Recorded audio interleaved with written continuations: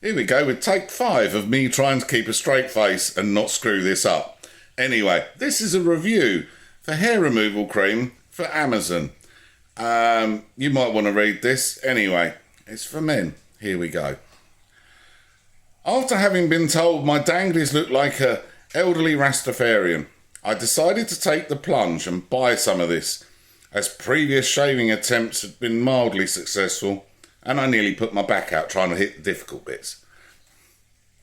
Being a bit of a romantic, I thought I would do the deed on the missus's birthday, as a bit of a treat. I ordered it well in advance, and working in the North Sea, I considered myself a bit above some of the characters writing the previous reviews, and wrote them off as soft office types. Oh, my fellow sufferers, how wrong was I? I waited until the other half was tucked up in bed, and after giving some vague hints about a special surprise, I went down to the bathroom. Initially all went well, and I applied the gel and stood waiting for something to happen. I did not have long to wait.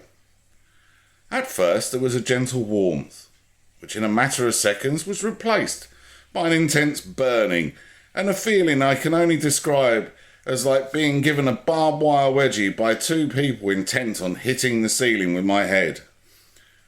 Religion hadn't featured much in my life until that night, but I suddenly became willing to convert to any religion to stop the violent burning around the turd tunnel and what seemed like the destruction of the meat and two veg.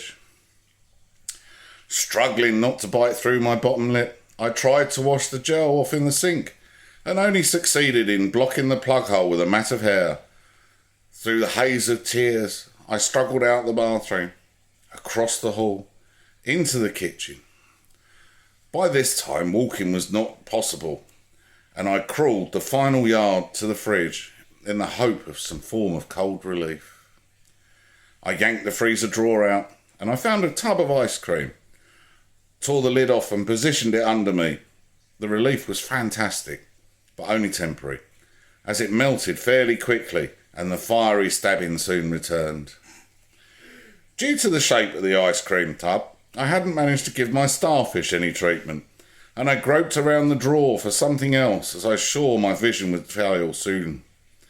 I grabbed a bag of what I later found out was frozen sprouts. I tore it open to be as quiet as I did so.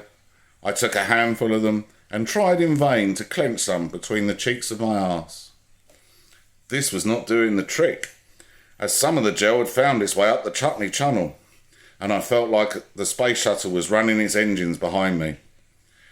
This was probably, and hopefully, the only time in my life I was going to wish there was a gay snowman in the kitchen, which should give you some idea of the depths I was willing to sink in order to ease the pain.